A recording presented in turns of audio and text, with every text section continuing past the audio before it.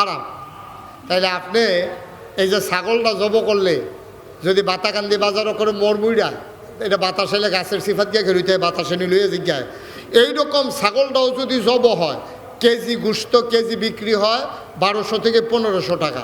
কিন্তু এই ছাগলটার লগে কি ফুনফুন্না মোড়া কুত্তাটা, হ্যাঁ আর্থে আছে কেউ ফিরাও সারা জব করবো দূরের কথা, কারণ ছাগল খাওয়ান হালাল, কুকুরের গুস্ত খাওয়া কথা কেন, কুকুরের গুস্ত খাওয়া কি হালাল না হারাম? এই জন্য একটা কুত্তার দিকে কেউ ফিরা সারা টান দিয়ে হতে নিলে তো কারবারটা করে লাউন যায়, কিন্তু কেউ ফিরেও সারা ছাগলটার লগে দিয়ে সারিগুল দিয়ে ঘুরে এরপরেও মানুষ কুত্তাটারে জব করে না, কারণ এটা হারাম।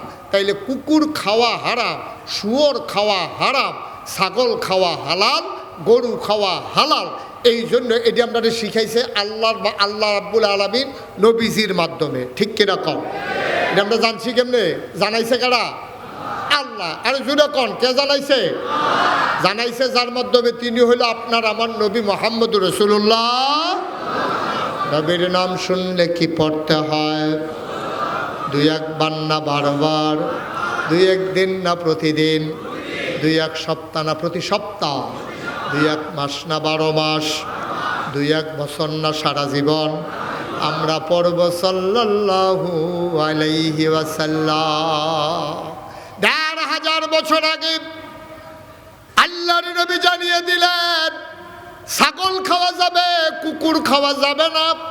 আমরা মেনে নিলাম। আজ পর্যন্ত বাংলাদেশে কোনো মুসলমানের সন্তান কুকুর জব করে খায় না। নবী যেমন এইটা জানিয়েছেন তেমন করে জানিয়েছেন দুধ খাওয়া যাবে, মদ খাওয়া যাবে না। এই কথা কি আমার না নবীজির? নবীজি জানিয়ে দিলেন দুধ খাইতে পারবা, মদ খাইতে পারবা না। যত নেশা জাতীয় জিনিস আছে সকল নেশা আল্লাহ আমাদের জন্য হারাম করে দিয়েছেন, ঠিক কিনা?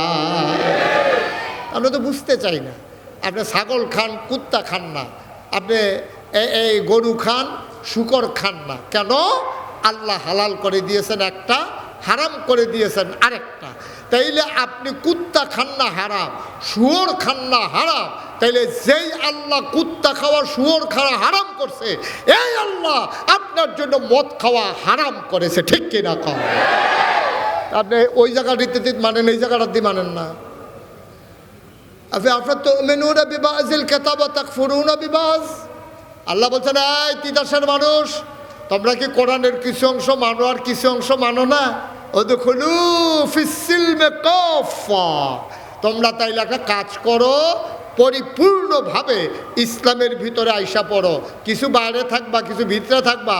ছাগলের বালা মানবা, কুত্তার বালা মানতা না, দুধের বালা মানবা, আবার মদের বালা মানবা না, তাও হবে না। মানলে পুরাপুরি মানবা, না মানলে ঘোষণা দিয়া বারো হইয়া যাবা। আমি মুশতাক ফয়েজি, আমার মাসুম ভাই, আপনারা যারা এখানে ওলামায়ে কেরাম, এখানে যত হাজার হাজার মানুষ যারা এসেছেন, সবাই মিলে আমরা ঘোষণা দিয়ে যদি কাফের হয়ে যাই, আজকে সূর্যটা 1 সেকেন্ড পরেও ডুববে না, ঠিক কিনা কম? সূর্যের সময় মতো ডুবে যাবে। আমরা তো শিখতে চাই না, জানতে চাই না, জানলেও আমরা মানতে চাই না, অনেকে জানিই না। আমার ছোট্ট ছেলেটা মাসুম ভাইয়ের এটা ছোটো মেয়ে আছে, মেয়েটা আমার খুব আদরের। মেয়েটা কোরআন তেলাওয়াত শুনলে আমার কলিজা ঠান্ডা হয়ে যায়। হাফেজা হয়ে গেছে প্রায় কাছাকাছি। কয় পারা হয়েছে? 27 পারা হয়ে গেছে। আর মাত্র 3 পারা হইলে সে হাফেজা হয়ে যাবে। মারহাবা বলবেন না? জোরে বলবেন না মারহাবা? ওর তেলাওয়াত আমার চোখে পানি নিয়ে আসে। চিন্তা করে দেখেন, এই যে কোরআনুল কারীম, এই বাচ্চা মেয়েটা, বাচ্চা ছেলেগুলা নুরানি মাদ্রাসায় যেইগুলা পারে, আমরা বড় বড় মানুষও কিন্তু অনেকেরই পারে না। আমি যদি ওখান জিগাই যে অজু ভঙ্গের কারণ ডিকন, হ্যাঁ একটা কইতে পারবো, ওই বাতাস আইলে। আর বাহিরিতে জানেও না, যদি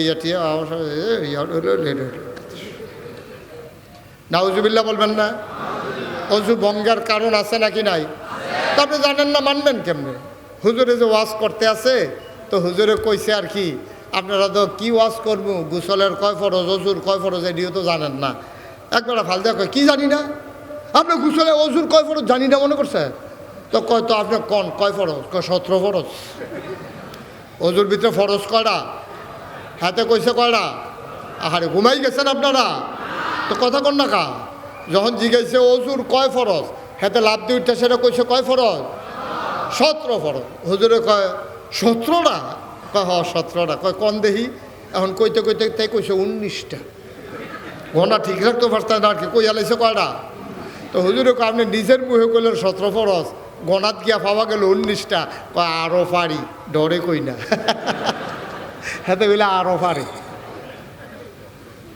ডরে কয়টা আব্বা এ মাহফিলটা করা হয়েছে তো এই জন্য আপনি শিখবেন জানবেন তাহলে আজকে আমরা যদি আগে কোনো সময় না জানলেও থাকেন আজকে আপনারা শুনছেন মদ খাওয়া এটা কি হালাল না হারাম এটা কি সগীরা গোনা না কবিরা গোনা এই রকম নেশার জিনিস বাংলাদেশে আরও আছে নাকি নাই ফেন্সিডিল হালাল না হারাম ইয়াবা হালাল না হারাম সীসা হালাল না হারাম আঞ্জা দিয়া গাঞ্জা খাওয়ন হালাল না হারাম এটি খাওয়ন তো হারাবে তারপরে এই যে সমাজের কি অবস্থা যখন একটা মানুষ নেশা করে মাতাল হয়ে যায় তখন কিন্তু মানুষটাকে আর তার হিতাহিত জ্ঞান থাকে না এই নেশার পরে তার মা চিনে না বাপ চিনে না বাংলাদেশে যতগুলো অঘটন ঘটতেছে সবগুলোর পিছনে হয় নারী নাইলে মদ দুইটার একটা কাজ করেই করে এতে কোনো সন্দেহ নাই ঠিক কিনা তো নারীর প্রলোভন অথবা মদের নেশা কারণ মদ খাওয়ার পরে তার হিতাগিত ধ্যান দেয় না তে আব্বা চিনে না মা চিনে না তে ভাই চিনে না বোন চিনে না তে শাসারে খালু রেখে বইয়ে থাকে খালুরে মামা রেখে বইয়ে থাকে কারণ তার মাথা ঠিক নাই তো কথা যে একটা মনে পড়ছে এটা কি কইলে যা কইলেই তৈলে ওই যে একটা যে মদ খাইছে মদ খাইয়া নেশায় টাল হইয়া মাতাল হইয়া সে বাইক গেছে তার বাইক হইলো 2টা ঘর পশ্চিম বিটাতে একটা ফুব বিটাতে একটা ফুবেরটা হইলো গরু ঘর পশ্চিম বিটাটা হইলো তার থাহুন্যা ঘর তো তে যে মাতাল হইছে তার তো গরহন ছিল নেশা ঠিক নাই তো মাথা পূর্ব পশ্চিম ঠিক নাই তে মনে করছে এই ফুবেরটাই পশ্চিমের ঘর তে নিজের ঘর মনে করে গোয়াল ঘরে গিয়া ঢুকছে তো তার নিজের ঘর হইলো পশ্চিম বিটাত তে ঢুকছে কি পশ্চিম বিটাত না ফুবের বিটাত ফুবের বিটাত ঢুকিয়া তে গরুর আঞ্জা দিয়ে হত্যা রয়েছে তে মনে করছে যে এই গরু তো বউ থাকে বাচ্চা কাচ্চা থাকে এই মনে করে গরুর লোক হত্যা রয়েছে তো তে শুয়ে শুয়া গরুর ল্যাঞ্জাটারে এত পাইছে ফাইয়া সেরা তে ল্যাঞ্জার ধরে কইতেছে কি প্রত্যেক দিন 2 বেনি করো আর যদি 1 বেনি ল্যাঞ্জা কয় না রে হাতে গরুর ল্যাঞ্জা ধরে মনে করছে বউয়ের চুলের বেনি হাতে কইতাছে প্রত্যেক দিন 2 বেনি আর যদি 1 বেনি এই বর্বরার তো সরম না এটা তো নেশা করে বাতাল গরুর তো সরম আছে গরু লাতি দিয়ে কইছ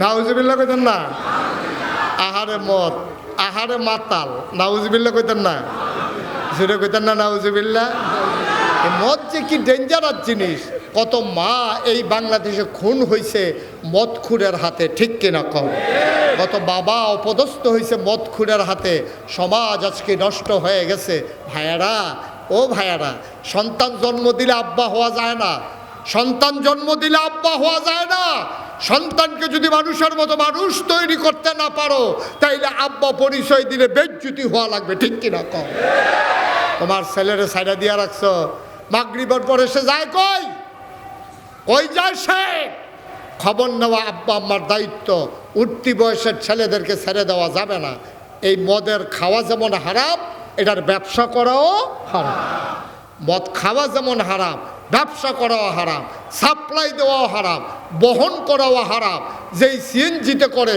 এই মাদক পাচার হয় তারপরে গাঞ্জা এদিক থেকে ওইদিকে যায় ওই সিএনজির ড্রাইভারেরও তার কবিরা গোনা হবে কারণ সে যদি যাই না শুন না এই গাঞ্জা এক জায়গার তার এক জায়গাত নেয় আপনি যদি কন্তে মাল নিব টেহা পাইব সমস্যা কি তো মাল নিব টেহা পাইব তো এই বাতাকান দিতে এই তালুকফাড়া আইতে আইতে তারে 3000 টাকা ভাড়া দেয় তারপরেও বুঝে না কুসকুস কালা হয়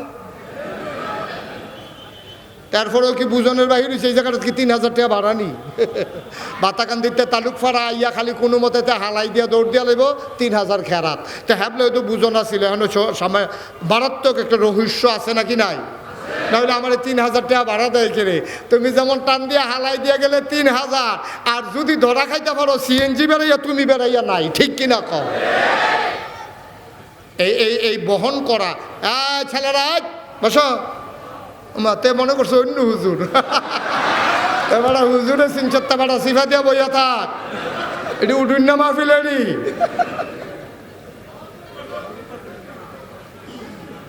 দয়া করে আব্বা আমি মুশতাক ফৈজ আপনার ঘরের মানুষ, আমি ঢাকাইয়া হুজুরও না চিটাগাঙ্গে হুজুরও না, আমি ঘরের মানুষও, এমনি আদর করে কেউ কইতো না এই কলজার টুকরা যুব